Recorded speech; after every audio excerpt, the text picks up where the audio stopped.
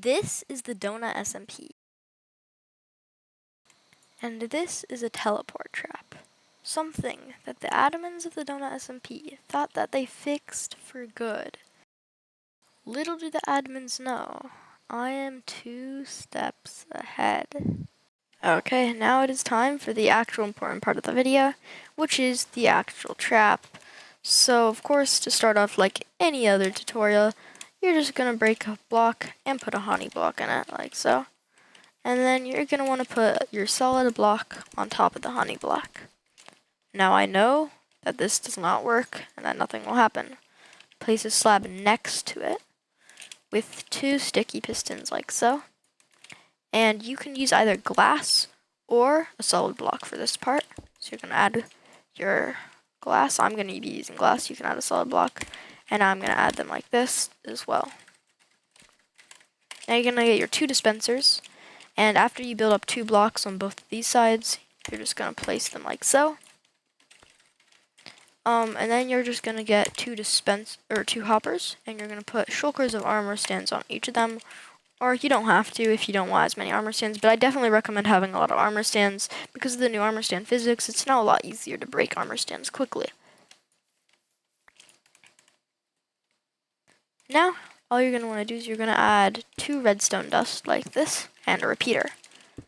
This is assuming that only one person will be teleporting said streamer or whoever you would like to trap at a time. If there's another person, for every other person, add 1 redstone dust and move the repeater up 1 block like this. So this would be if there's 2 people on. It's 3 long. And so on. Since it's only going to be me, I'm just going to be going like this with 2 redstone dust and then a repeater. Now you're going to want to have it loop around like this. So just add a couple redstone dust like so to make it go back to here. Now, as you can see, when I place down this pressure plate, which, by the way, you're going to need light-weighted pressure plates. When I place this down, I'm going to drop an item on. As you can see, there's a little bit of red there. And if I drop a different item on as well, as you can see, it will go completely like this. Even if I collect them, though, it'll stay activated because it loops around. If you want it to stop, just break the repeater and then put it back. You're going to have to do this every time the trap gets activated and every time that you want to stop it. But if you do stop it too early, it will let them escape. So if they're still in the trap and you stop and you break the repeater, they will be able to escape very easily.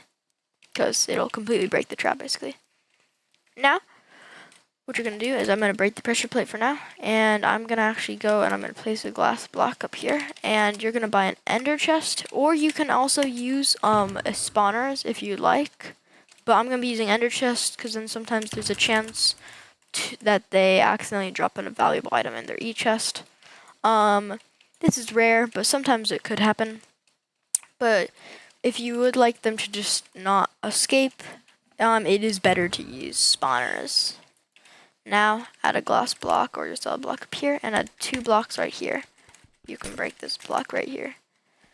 Now, you're going to want to get your solid blocks out and add 3 solid blocks on each side right here. Get your sticky pistons. Place them like this so that they're facing towards here. Break all of the solid blocks. Then place 2 blocks on this side like this and 2 blocks on this side. Now get 2 redstone torches. Place them like so. So now both sticky pistons will be activated. Place a slime block on both ends. And then put redstone blocks on top of those. Place a redstone dust on top of both of these. And then connect the redstone dust like this. Leave a redstone dust missing right here and put a repeater. Set to 4 ticks. Okay, now go over to here where there's the redstone torch right here. And just make a staircase down onto here so that you'll be able to reach it with this redstone. Connect it to the redstone, of course. And now, when the pressure plate is activated, it will activate both dispensers, which will place down a lot of armor stands very fast. Place 2 blocks here and another block right here. and just place the redstone dust like so. And now, when you activate it, first break a hole right here, and then break this glass block. Now, let's try activating it. So to get in, break this glass block or whatever block you used, and then place it back black. To place it back easy, just place it on top of the redstone like that. Now you will be able to escape if it's an ender chest a little bit easier, but normally if they spam pearl, which is like the only way to escape, if they do that, they'll open the ender chest, making it impossible to escape. Unless they quickly go and flick their mouths over here immediately as teleporting, which I don't think you're actually able to do because of the way that the trap works.